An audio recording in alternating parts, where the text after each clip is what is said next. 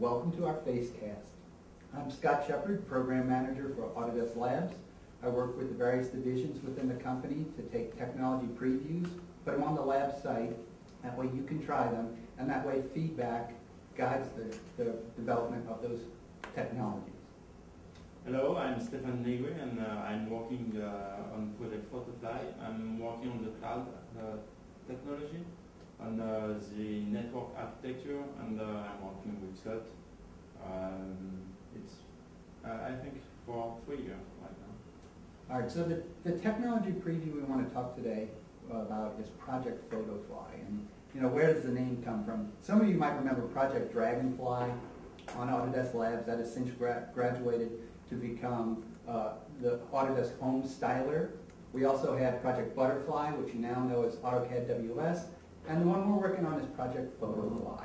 And really it's about taking digital photos, converting those to 3D models using cloud computing. It's part of our reality capture initiative where we want to take the reality out in the real world and get that into the computer. So typically what that's been done with is laser scanners, and we're experimenting with the idea of doing the same thing but with ordinary consumer-grade digital cameras. Now, what we had in mind when we first started this would be something like a renovation. Imagine if you're doing a remodel. You can either fire up AutoCAD and have a blank screen and model the real building that you're about to change, or you could start with a 3D model that you've created from photographs. So it's up to you. What do you want to start with, a blank screen or a 3D model? That's the experiment.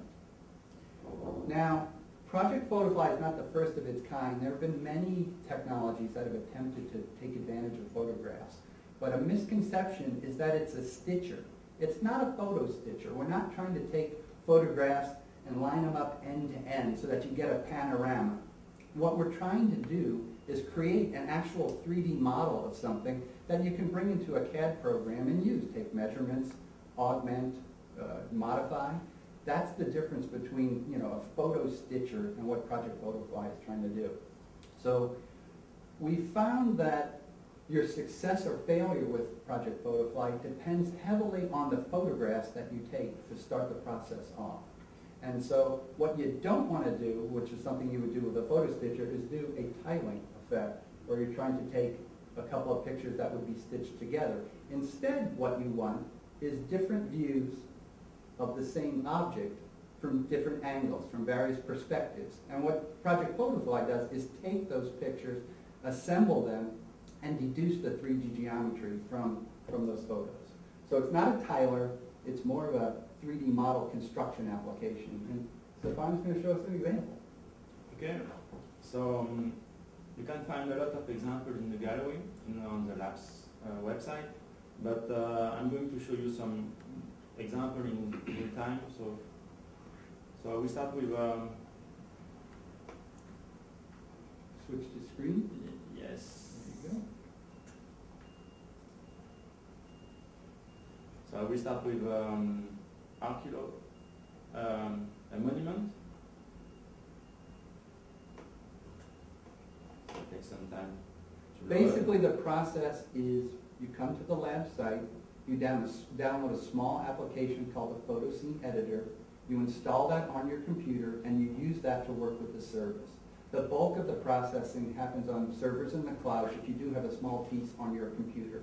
So you take your photographs, you upload them, and you get back a 3D scene, and you've got an example. Yes, so we are using the client application, as Scott just said. This client is called the Photo Scene Editor. So in the bottom of the screen, you can see all your picture. And in the center, in the middle of the screen, you can see the final result. So here we can think that it's a picture, but in fact you have your 3D model inside the picture. If we turn around, we can see the 3D model. So I'm going to go to zoom inside the 3D model so you can see the mesh. It's a very dense mesh. So you can see all the details of the monument. The good thing about that is that everything was done automatically. I want to show you another example. So this one is more is a statue. So if you go to any museum and want to get a 3D model of any statue, you can use Project Photofly. As you can see in the picture at the bottom, you can take as many pictures as you want. You can turn around the statue, but also you can get some close-up. For example, this one, or that one. So you can get more details on the close-up.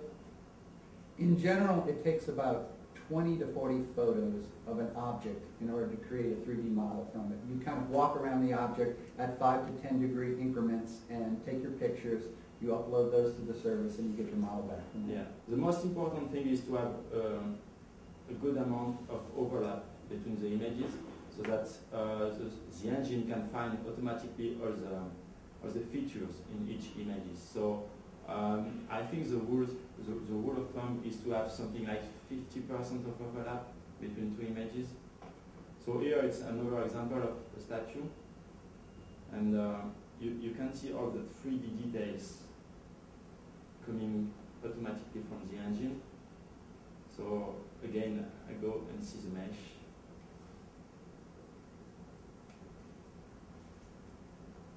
So for example, this project took approximately, I don't know, 2 minutes to photograph and 10 minutes to process in the cloud.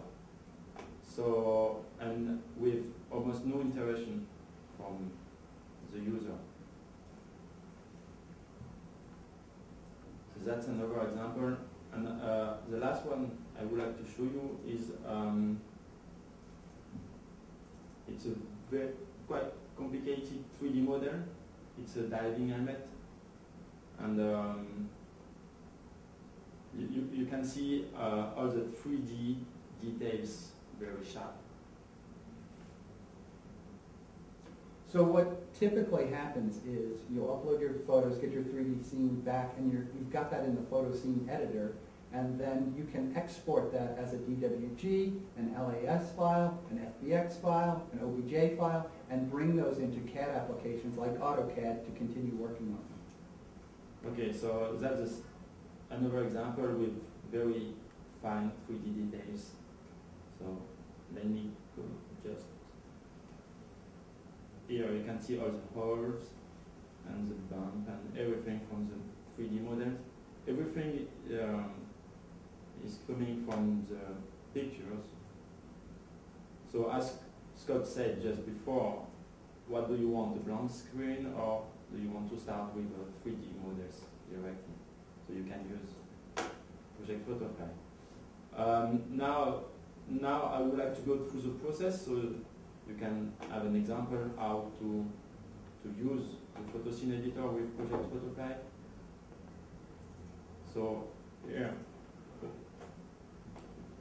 so that's what we call the wizard of the photo scene editor. I create a new photo scene and choose my picture. So here I take 16 pictures. In the wizard you can open a small tab and see all your picture here. So that's more for advanced usage, but you can use this little pen here to change some value if you need to. For example, the focal length of the camera you used, or the size of the pixel or anything. But next, here I change nothing. I just have to click on compute and wait. Choose to wait or get an email. So the good thing about working on the cloud is that I don't have to wait for the result. I can run 10 or 15 projects at the same time, and everything is done on the cloud, so I don't have to wait for the 15 projects. I can just say, email me when it's done, and that's it. So here, I just want to wait, so I change nothing. I just click on wait. Normally the project is already done, so it's the photo scene editor is looking directly to the cloud, and it can see that the project is already done, and then it loads it directly. So the project stays on the cloud. here, that's the first step. The first step of the project is done. All my pictures were stitched. The engine finds the 3D geometry of the model, and all the cameras were correctly calibrated. So the next step here is to check if everything went well, and if I'm happy with the scene, I can go, and that's a very important step. I can go and say I want a high quality mesh. So in this example, we don't have a lot of camera and good texture, but the steps here is to choose the quality of the texture you want. So let's go for a mobile one. So same process, I can choose to wait or to get an email when it's done. And the initial mesh comes in as a draft form so that you get the result faster. I mean, we could wind up giving you a highly textured object right from the get-go, but if it's not what you want, we wasted a lot of CPU and time, and so rather than do that, you know, you kind of give a draft quality. If what you see is amenable to what you're going for, then you go ahead and get a standard quality mesh or a high quality mesh if you were going to bring it into a tool like 3ds Max. So here I'm going to get an email when it's done, because I don't want to spend 5 minutes here just waiting, but it's quite fast.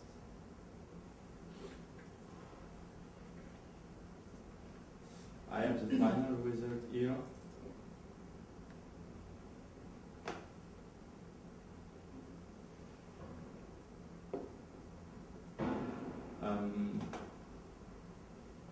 So the next thing I would like to show you, so here you have the final result of the mesh, a mobile quality mesh, so it's not the highest quality you can get.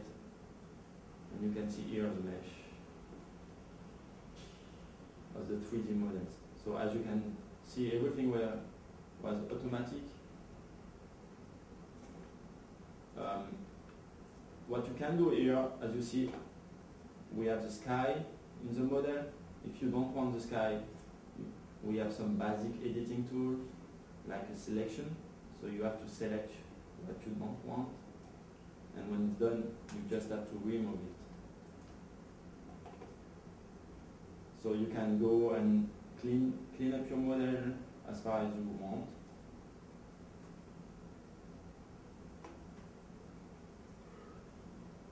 And when it's done, as Scott said, you can export your scene and go to another software. So for example, AutoCAD or 3ds Max, Maya or Mudbox. So here, as an export, you can have a DWG or FBX or OBT.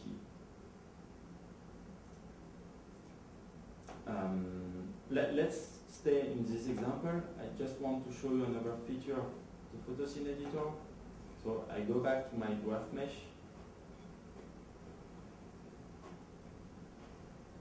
So normally the engine is powerful enough to find correctly all the 3D camera position, but sometimes, depending on the camera or on the object, one picture or more picture cannot be stitched automatically. For example, here you can see this image was not stitched. So what we have here, we can stitch it manually. So we have what we call the manual stitch window, and here we will add manually some points to tell the engine how to stitch this particular image. So here I will have to find 4 different points in 3 different images. So I will click here, and in this image, same point is here. And you can see that automatically the engine can propose the solution on the 3rd image. And we have to do that for 4 different points. So I'm going to put 4 points here. I just have to click to say yes, it's the correct position.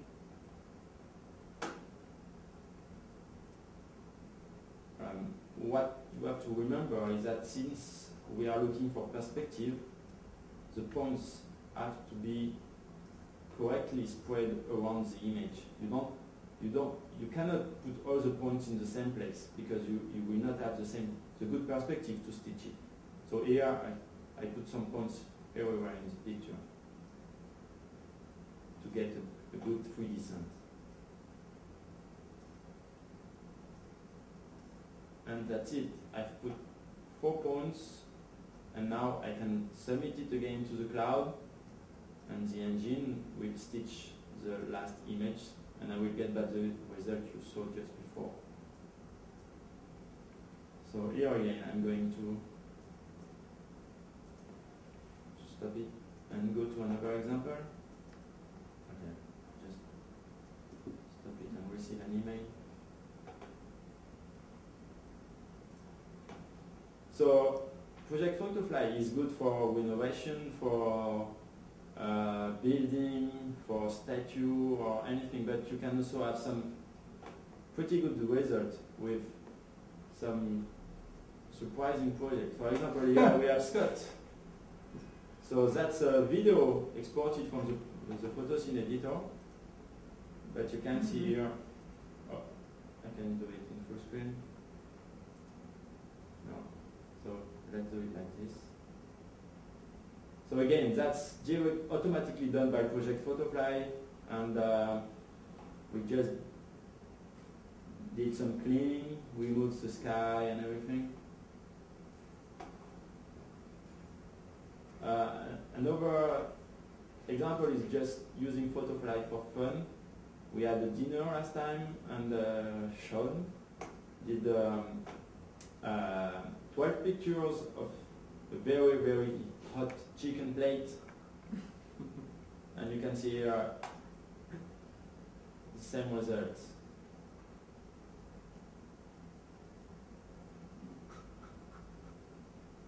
So you can use Project Photofly for basically anything, for renovation, to use on another software, also for yourself as a consumer, you can use it. Cool. Go back to Okay. Maybe the last thing just to say is to go to the Labs website, and on the Labs website you have a lot of examples, a good gallery right now. Sure. And you have also a tutorial. So I highly recommend you to look to the tutorials to take a picture, and to start with a very small project, because if you send 100 pictures and you don't have a good result, you can be very disappointed. So just start with a small project to be sure that you know how to take the pictures, and next you can go for the full project.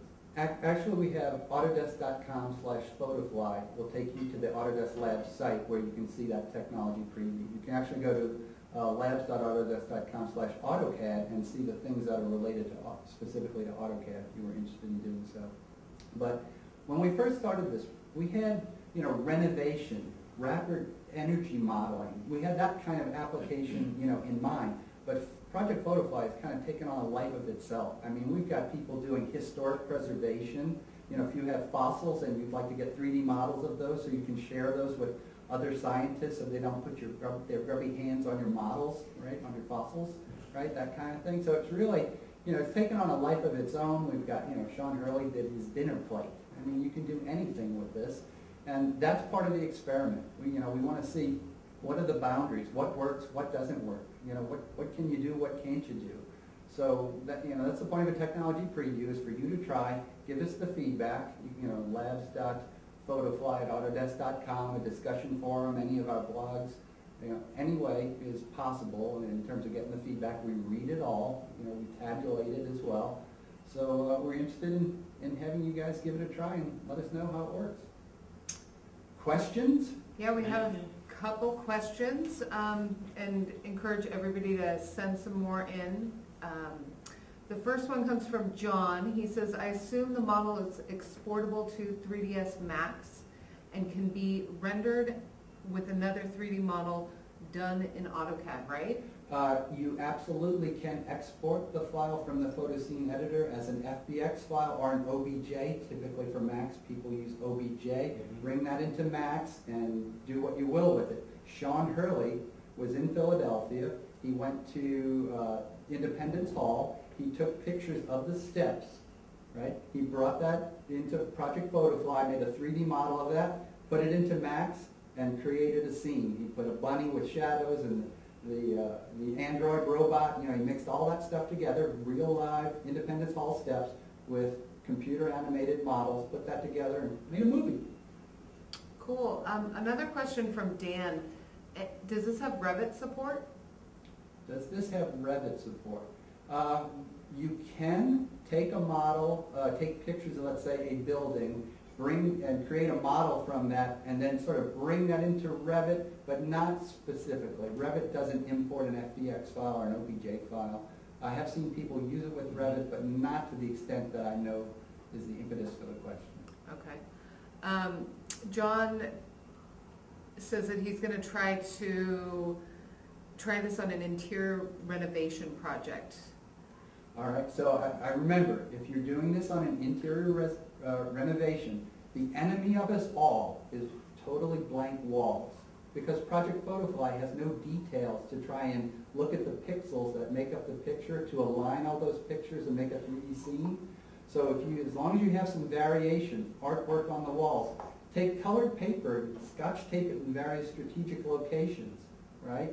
As long as you do that, and you take the pictures of, let's say, the opposite wall, and put those together, you'll be okay. But I will admit that doing an interior renovation is a lot trickier than, say, walking around a statue and taking those pictures. So it takes a little finesse, but it can be done.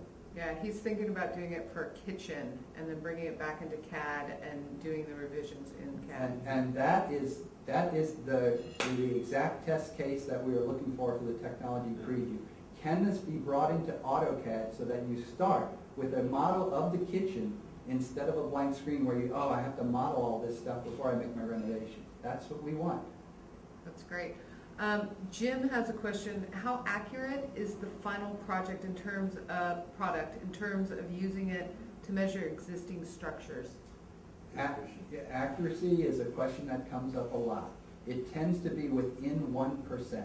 So if you have a long building, you can get to within a few inches. So that's part of the experiment as well, as can we get the accuracy? And a lot depends on how you take the pictures as to whether or not you get an accurate 3D model. Yeah, exactly.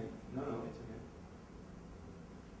So we have another question from Jan. Can I publish an interactive embed model on a website? On a website? Yeah. That is a frequently asked question. That is something that we're working on. Actually, we have Project Nitrous, which is a technology preview on Labs where you can take DWG files and convert them to a format where they can be shared with others interactively just using the browser. What we need is to sort of extend Nitrous to accept maybe FBX files or OBJ files so that we can marry these two technologies together. So I understand the impetus for the question, and hey, I would like to do it myself, but we're not exactly there yet. At this point, the best thing to do would be sort of make a movie of that. You can share that with anybody on Facebook or YouTube. But yeah, we don't have the true interactivity yet via a platform independent way. Here's a good question. Can I use video instead of taking pictures? Oh, the $64,000 question, can we do video? That is absolutely something we are working on. We get that question a lot. It is a different process, whereas you tend to take 20 to 40 pictures and submit that currently. With a video, we would be examining each frame and the delta between each frame to deduce, here are the features in the scene. So it's a different algorithm that we're applying to process video. It's something we're working on, and we know people want that. Great. John asks again, any minimum PC requirements, RAM, internet speed, etc.?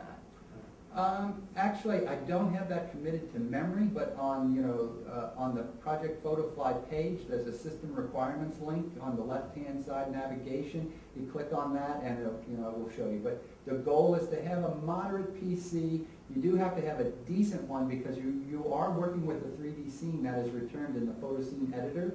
You don't need a lot of computing power in order to create it, because that's done in the cloud. But in terms of visualizing it, you need a reasonable computer. You need a good graphic card. Yeah. Here's a good question. Does it work with Macs? Oh, the Macintosh. All right. That question comes up a lot. At this point, Project Photofly is a technology preview.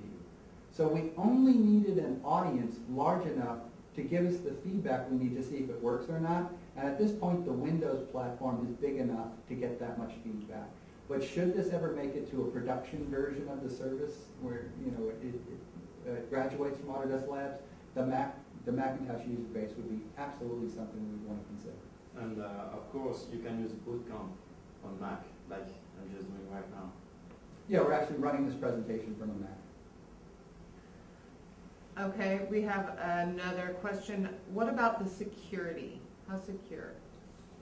The security question comes up often because people have sensitive data. I'm working on a nuclear power plant or a government project, and they have concerns about uploading their images to the cloud. At this point, we don't guarantee the security because, quite honestly, it's a free technology preview. If we're not taking the money from you for it, we don't want the liability, whether regarding litigation, if something would happen. But in reality, it's about as secure as email. It's not as if people can just go get your photos off the Project Photofly server, right? Can a hacker do something and perhaps get it? Maybe, but unlikely. Our servers where your photos are uploaded to that are here are actually in a server room that has badge access. Only a few people can get in there, right? When we offload processing to Amazon, to the cloud, right, they have their own security policy. So in general, it is a safe bet to use Project Photofly to create your 3D model from your images. But it is, is it totally secure? I can't guarantee it, but it is basically safe. So is it free? At this point, Project Photofly is a free technology preview. You come to the site, you download the photo scene editor, and you can use it. That's great. That's how we get lots of people participating, and we get the feedback we need. Okay, we have a question from Jim. Are there any size limitations, i.e. an entire building? Can I go down to the local freestanding Starbucks and make a model of the building? What about a taller structure? You can absolutely do a tall structure, and you can do Starbucks. What you want to do is when you take pictures of the building, you want to see, the entire building in the shot. It should occupy about 70% of the frame. And as you move around the building, make sure you get, all of the building. I don't want you zooming in on the door and then the window, right? I want you to take a perspective view of the entire building and walk around in 10, 15-degree increments and take the shots. Now, if you want the top, you have to go to a nearby building and get on the roof and look down at the other building to get the top.